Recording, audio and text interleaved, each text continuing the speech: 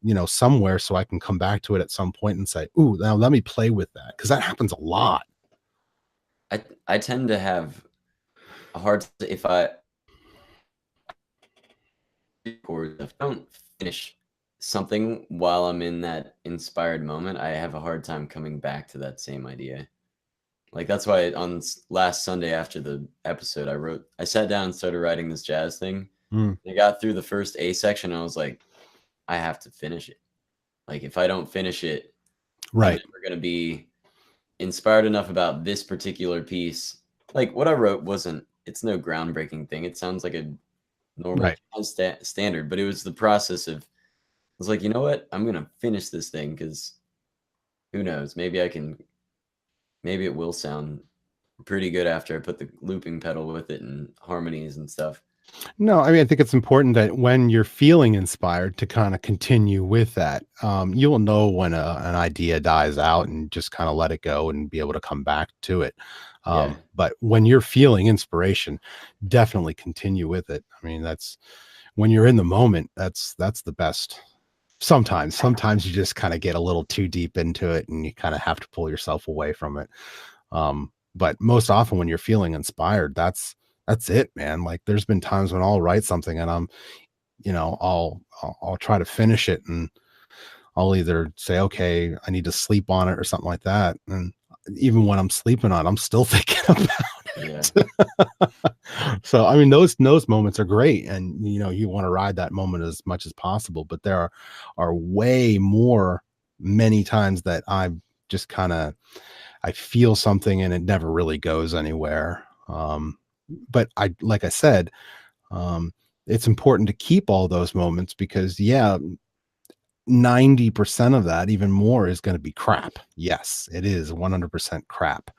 But then I'll listen back through it and one of those things will inspire me. I'll actually feel it. Also, it'll be a moment where I'm like, wow, that intrigues me. I don't ever remember playing that. And I certainly don't remember how I played that, but that's interesting. I'm going to have to revisit that idea because that's something that piqued my ear amongst all the crap that I've written before. That one is like, ooh, I actually like that. Let me revisit that. And that's it. For me, it's an important process to go through. Composition's tough, man. It is. I mean, it's the number one thing that I see students struggle with. If they don't have that initial bug of they're just writing stuff, it's so hard to get a student who doesn't write stuff into the actual realm of writing. There's like this mental block with all of them that just kind of like they don't know how to let go. And that's something hard. That's very hard to teach, is to just kind of like, doesn't matter what comes out of your fingers. Just do it. Just kind of get used to the process of producing stuff. Doesn't have to be good. And I think it's that whole, they have this kind of mental block of, well, it has to be good. I'm like, no, it doesn't. Like Tony was saying, write for the trash can. That's what it's really all about.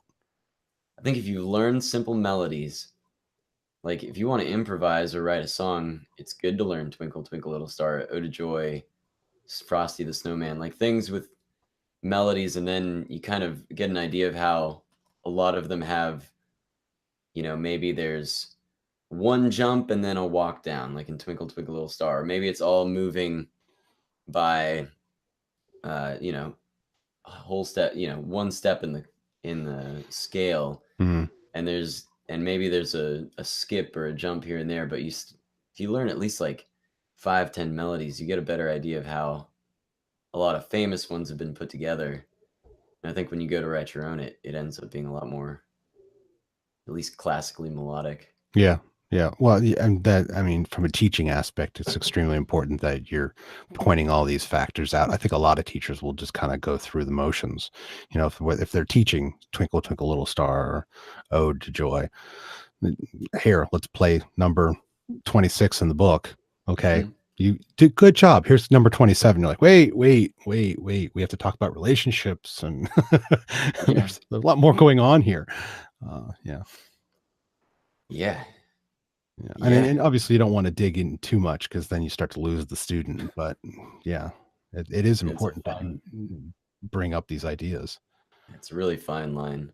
Yeah, it is. That's the same girl that I was talking to or talking about. Her homework is to write at least a verse using diatonic chords, and I was talking about going to the chorus, and I started talking about like, yeah, and you can change the one chord to a 5/7, change the C to a C7, and then that puts you in the key of F. And it was like, and I was like I was talking about it for at least a minute and trying to like show her on the chart, like it's not that complicated. You just switch to this other key using the 5/7 chord. And then I realized I was like, you know what? Just write the song Yeah. using your 7 diatonic chords. Yeah. Don't even worry about the half diminished or Yeah. whatever, the We'll 7 talk. chord. Yeah. We'll talk about secondary dominance later. Yeah, just write it using this, and we'll work on it from there next week. Yeah, yeah. I try to break things down as much as possible. Like this week, we're doing diatonic chords, and you're going to concentrate on diatonic chords. Mhm. Next week, we'll start actually talk about the tetrad and the seventh chord, and that may actually be a 2 week or a 3 week process because I want to make sure that you understand not only how to build those chords and what they're actually going to do, and then the harmonic value, and it just gets into a whole bunch of stuff. I mean, the deeper you go, that I want to make sure that this information that we're going over is making sense. I'm not just talking at you, I'm talking with you. That way, when you come back next week, you actually have some questions. That's one of my biggest fears, is that when a student walks in the door and I say, so do you have any questions? And they're like, no. And I'm like, no, that's not good. Yeah. Yeah. You should have a lot of questions. No, I should start asking that question Yeah. when they walk in. I'm gonna try that with her next week. Yeah. Yeah. I try to I try to have all like, that's like my key giveaway is, when they walk in the door, I'm like, so what'd you think? And what are your questions? They're like, no, it's good. And I'm like, yeah, okay. So today we're going to talk about your lesson and what we did this week, and we're going to break it open. Mm-hmm. We're going to try to get them thinking along those lines of how do we approach not just playing the lick. There's more to it, whether it's technique or theory or composition, articulation. I mean, there's so many things that you can kind of pull out. I mean, I've got a couple students right now who are doing analyzation. So all we're doing is we're pulling apart a song. We're kind of looking at it and saying, okay, well, what's going on, and how is the artist putting the song together, and why do we get the sounds that we get? How are they getting away with this? Like we're doing Burning for You by Blue Oyster Cult. That's one of the examples. And taking that whole introductory intro and how it comes in, and they've got the solo over top of the beginning, and then they go into this cool verse that's got this kind of like a reggae kind of feel to it, but it's more rock based, and then they've got this whole pre-chorus chorus thing going. I mean, it's a complex song, and it's great for students to kind of analyze what's exactly going on within the song. That way, the more you do that and go, okay, well, now we're going to analyze this song, this song, and this song. And then by the end of those 4 songs or 5 songs, they can kind of go, wow, I'm starting to understand writing style now, starting to understand how people can put a certain song together. And then you kind of go, okay, well, now let's try a progression. Let's try a progression of our own. We're going to let's not start on the 1 or the 6 chord. It's like, oh my gosh. Yeah, it's crazy. I had a student that I was teaching electronic music production, and like the mom asked me about it, and I was like, well, I've worked in Pro Tools a pretty good bit, and we started out on GarageBand and got them started, but then I went to Ableton, and I was trying to stay ahead, and so I was listening to electronic music and breaking down songs like, what are these guys doing? And we were listening to like Dead Mouse and Avicii stuff, and I would do that